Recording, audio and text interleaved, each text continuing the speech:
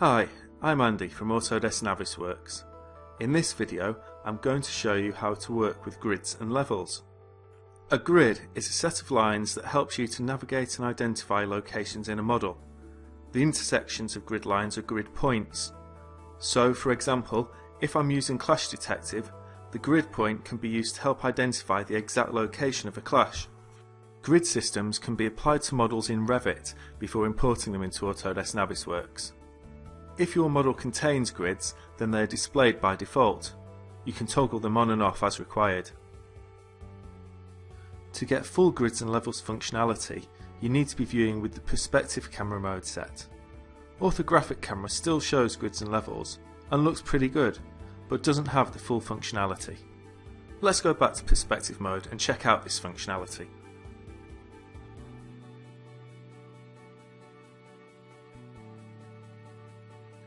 By default, the grid level below me is displayed in green, and grid levels hidden by the building geometry are displayed transparently in grey. If I now use the orbit tool to rotate the model, then you can see that the level above is displayed in red. Now, if I move the model up and down, you can see that the red and green levels change in correlation to my camera position.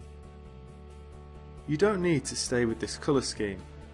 If I click the Grids and Levels drop down, which gives me a quick access to the Grids and Levels page of the Options editor, also available by clicking the Application button, then I can change the colours of different levels as I like.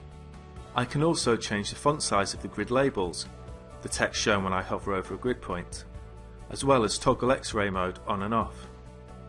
If turned off, then grid lines that are hidden by model geometry won't be shown at all, rather than being drawn transparently.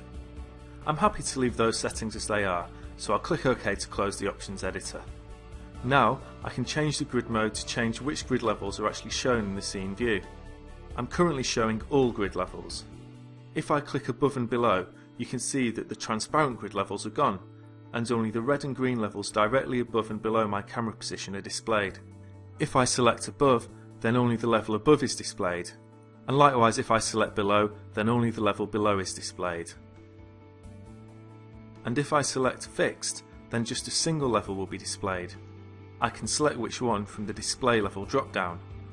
And now, as I move around the model, only this level will be shown.